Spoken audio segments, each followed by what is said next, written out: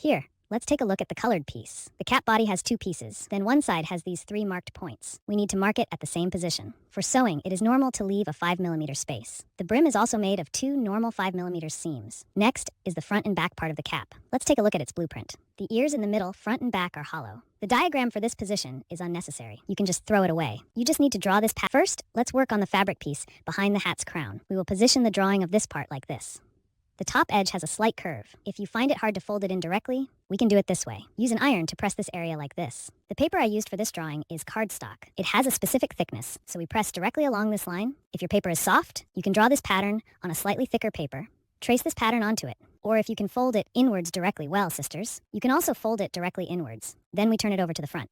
You just need to press a clear line at this position. After stretching, turn it over. At the sewing position, make a few snip stitches. Just punch it straight in like this. Do not cut the thread. After cutting, this area will be smoother. Next, we will repeat the steps, the positions of the other three pieces. Handle them in the same manner. Once everything is done, we position the front of the hat. This position comes from the inward fold. Sew the extra part, the pointed part at the top. Trim it away. Here we will handle these two parts of the hat rope. Fold the short edge along the side. The side that is folded in is the front of the fabric. The side facing up is the back. After aligning, separate the seams to each side. You can scratch it with your nails, or you can use an iron to smooth this area. Then we take out the top part of the hat, the front and back of the hat top, and a piece of hat string. This is a set. The processing methods for these two groups are identical. I'll demonstrate using one of the groups. First, let's take a look at the hat string section. There are three markers like this. This marker is located at the front of the hat's crown. Align with the center marker point. Then align this edge position with the first marker point. The position of the edge on the other side. Align with the last marker point. Also, the sewing position on the top of the hat's cord. Please wait a moment while sewing. This marked point at the back of the hat's crown. It should align with the center of this seam. Next, at the edges on both sides, they need to be aligned accordingly. This marker point on each side, these two marker points. These are the sides of the three marker points we just mentioned. Or to say it more simply, it's just that our hat string is a loop. Then the top position needs to connect these two. During the stitching process, align based on the marker points we just discussed. Then according to the direction of my own stitching, I need to use this one. Several marking points on the hat strap. Mark it out on the front side. Before, I marked it on the reverse side of this fabric. It will be more accurate. You can use a needle to poke a hole at this position. Create this pinhole. Then we align the position of this pinhole. Just take another aim, and it will be fine. Next, we locate the position of the first marker point. This is the marker point. This point aligns with the edge of the top part of the hat. Start sewing from here. The second mark aligns with the center position. That is this mark at the center here. The third mark aligns with the final ending position, when there's one stitch left before reaching the end. Let's pause here for now. Sew this area at the back of the hat's top like this. This side might make it hard for everyone to see clearly. I'll show everyone by taking it out first. They need to merge together like this. There should be no empty space in the middle. And after the positions are set, we continue to drive backward. When the vehicle reaches this marker, it needs to align perfectly with this below. The position in the middle of the seam. The car goes to the end. We want to align with the other hat's top in front. Align it to the edge position.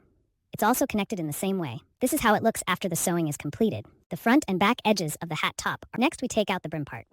Sew these two positions together with the front sides facing each other. The other piece is treated the same way. After sewing, this seam should be separated to the sides. You can press it with an iron or scrape it with your nails.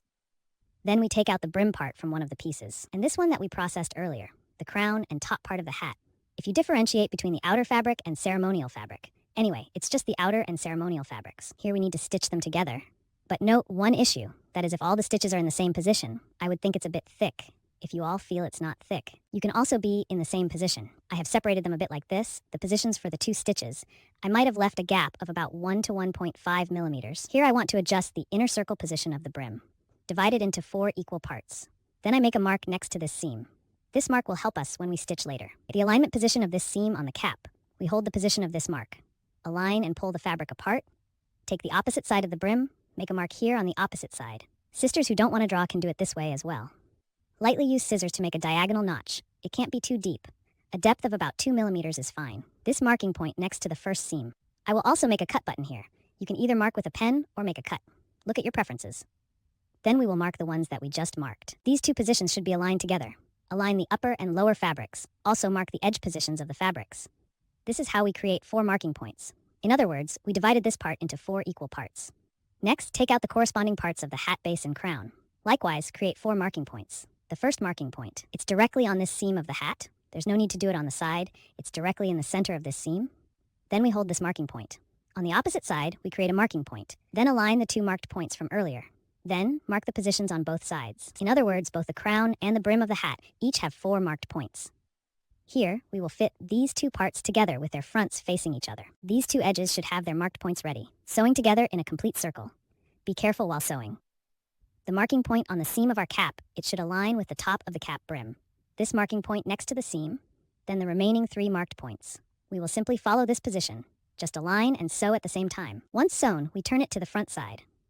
Also, remove the marking thread from around the bottom of the hat. When removing the marking thread, the seam at the bottom is oriented to the left. Repeat the steps. Also, assemble the other cap body with this cap brim part.